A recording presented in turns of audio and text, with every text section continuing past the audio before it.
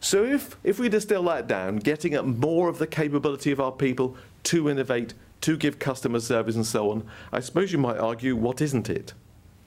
Well, maybe the best way of describing what it isn't is in this picture rather than any words I can use. Now, I suppose, I don't want to be sexist, I suppose the bloke on the truck didn't stop. He just went, rather than kicking the log out the way and going, he just went round it. And of course, metaphorically in our organisations, maybe you, maybe us, maybe me, certainly at times in my career, you know, we have an opportunity to give better service to the citizen, but it's a bit of an effort. I'll have to get permission, so I'll go round it. Or we have an opportunity to develop a more innovative, better service, but I'd have to do a PowerPoint presentation, I'd have to go to the committee that hands out resource, I'd have to go through Bert, and he's a pain, so I'll go round it. Or we could redesign our service with 4 steps rather than 6 steps and do it more effectively and more cheaply and end up possibly with a better service at the end of it. The heart of the more for less argument. But to do that would require a lot of commitment, and I go round that because in a sense it's easier. That's what it's not. It's not about, put a different way, you know that annual presentation when the, as Nita calls them, the grand fromages are on the podium, banging out the message about what it is we're going to do this year, and isn't their story perfect? You know, the bars, the charts, the arrows, the analysis, the statistic, perfectly formed. And what are we doing as the employee in the audience? We're wishing them luck. We're not terrorists, we're not anti, but frankly, as soon as this presentation's over, I'm going to go back to my office, I'm going to do exactly what I was doing.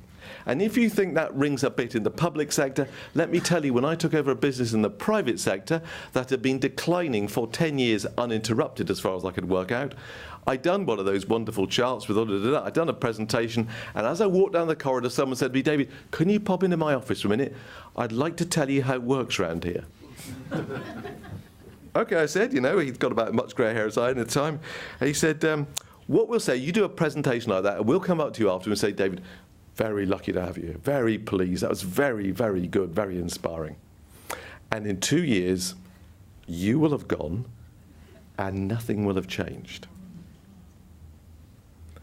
And actually, if you think, why was he saying that? He had every right, because every 2 years there had been a new chief executive.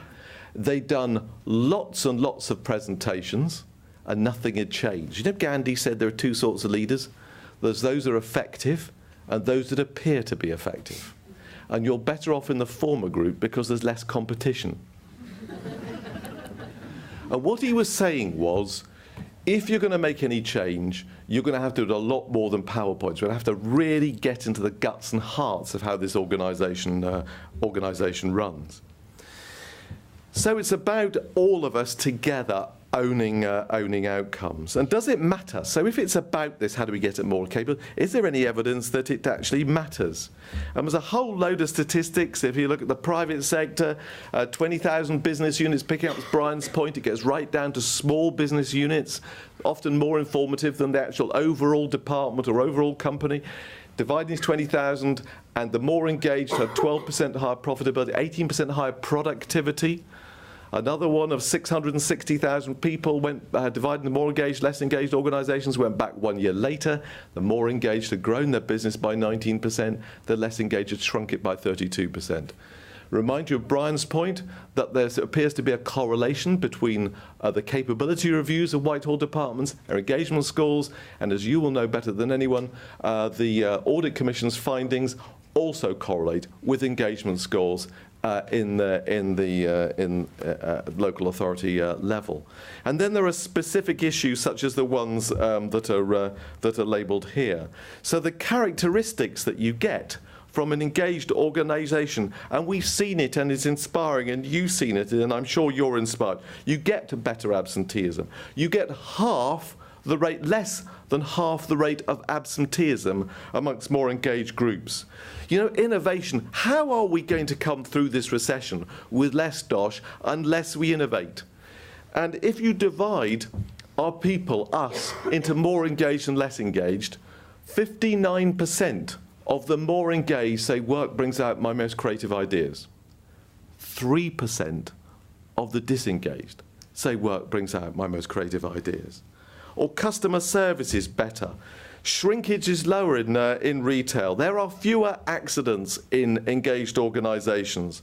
Attraction and retention is far better, far easier than in engaged organisations, because your best sales organisation is your employee.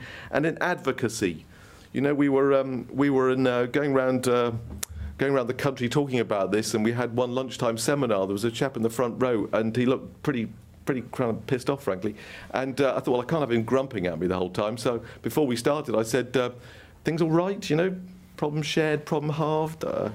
And he said, well, since you ask, on my way to this session on engagement, I passed one of my employees on the phone to a citizen, and I overheard them say, well, if you think that was a problem, you should have been on the call before.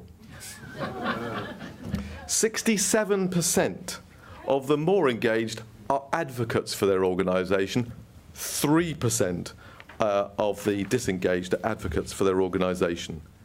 So let me, in the last 5 minutes or so, let me share with you, if I may, the 4 things that we found that were present in organisations that do this well, that absolutely map on to the drivers that Brian spoke about, but we were very, very keen to make this as simple as possible, because we weren't consulting in an organisation. We were trying to draw out the themes that help people apply this issue to their own very specific context. And all contexts are different, but these 4 things tended to be present in organisations that do this well. The first one is this. We've all heard, haven't we? You know, Kennedy asking the guy at NASA, what's your job? He was sweeping the floor, said, my job, Mr. President, sir, is put a man on the moon.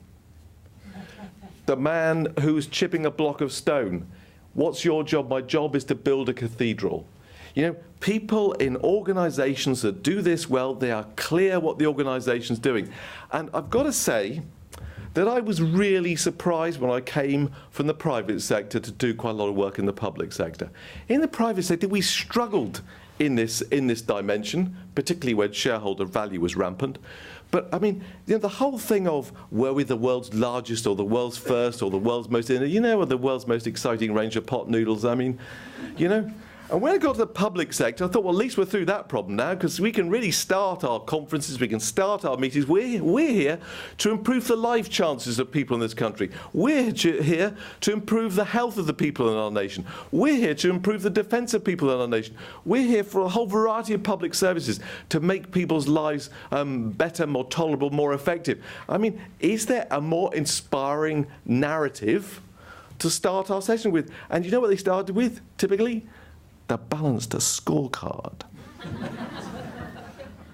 I'm not against balanced scorecards, but you know, there's a point at which, what is this all for? And the really great organisations, the really great leaders in the public sector and the private sector, they have this narrative. They repeat it over and over again so you understand it. It's often, if we had longer, we could talk about it, often in the form of pictures, often in the form of bringing it alive in a way that speaks to people. No jargon, no management speak, no bars, no charts, a nice, simple sense of what we're here for that hopefully has an inspiring sense to it. And in the public sector, boy, have we got that.